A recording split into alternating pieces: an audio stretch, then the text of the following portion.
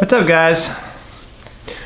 We just got back from OHSU, and we just want to give you a quick little update on little Dorothy. We went in last Saturday night. Dottie had a fever about 10:30 at night, and so we took her in to the hospital. The concern is always a line infection. The last time she had a fever, she did not have a line infection. She probably just had a virus of some sort.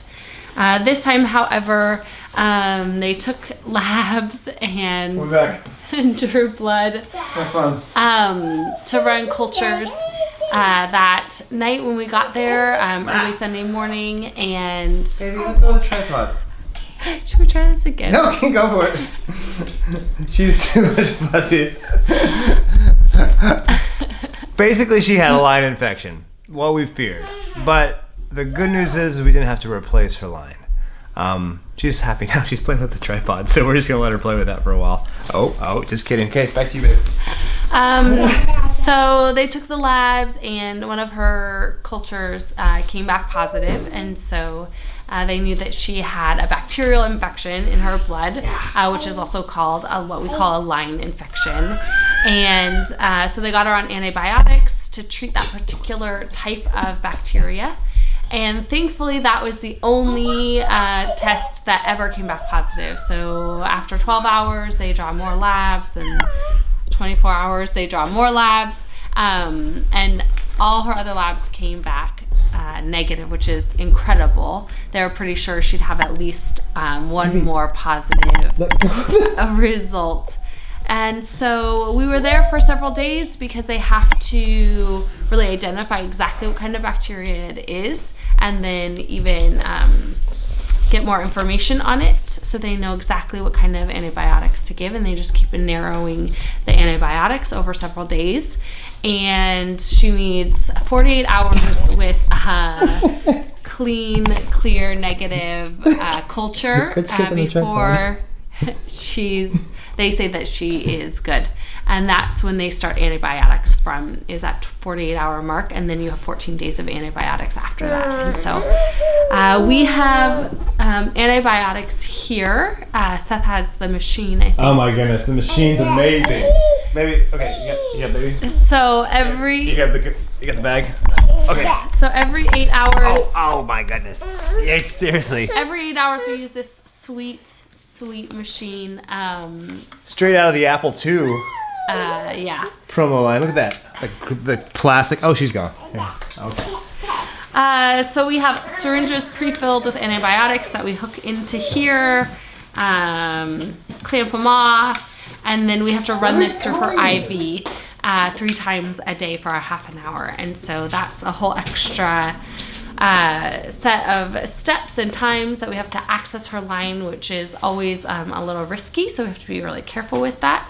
And if it's during her TPN, that means we have to unhook her TPN, hook up her IV antibiotics, and then a half an hour later we have to rehook her to her TPN. So Side note, baby just ran into the kitchen, found some coffee grounds, picked them up with her hand, and then licked the coffee grounds. she likes to eat coffee grounds off the floor because somebody doesn't. I don't know why she's such a Sweep when he spaz. spills It's like she them. just eats coffee all the time. That's gotta be good for a GI tract.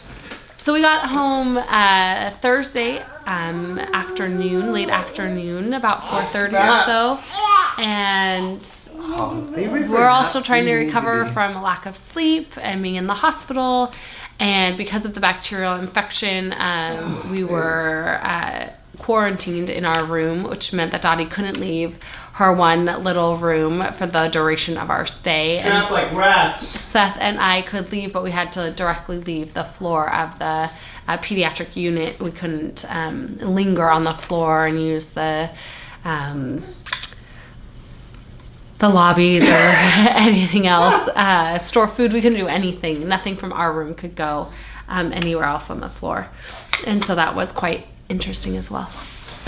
So imagine this little energetic bugger, I mean cute little angel, baby, stuck in a little hospital room, just running from side to side. It was awesome. Okay, we're keeping going. Anyways, guys, we're back home. We now have a regimen of every 8 hours. And they can tell you the rest. And that's it. Did you tell the 8-hour stuff? Did we go through that? Oh man. We did every 8 hours.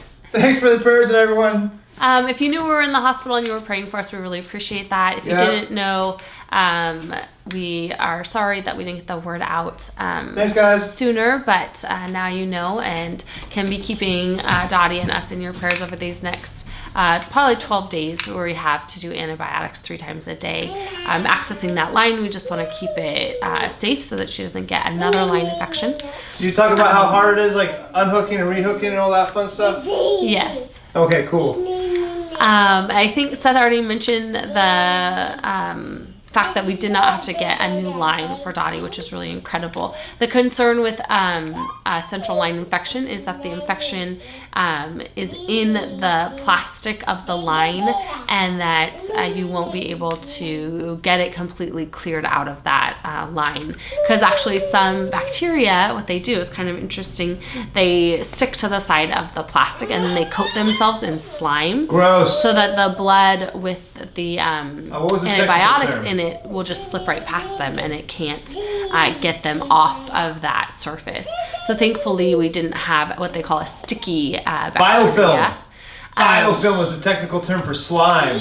Biofilm. Dottie didn't have a really sticky bacteria, which is awesome. And so it's been all cleared out. But if that were to happen in the future, that's when you need a whole new line, because that line can't be cleaned out efficiently enough. So yes, that's a lot of jumbling, and hopefully Seth can edit that pretty nicely. We'll see how he does. How many us did you have? And we appreciate. See, Seth, you should do the whole thing over again.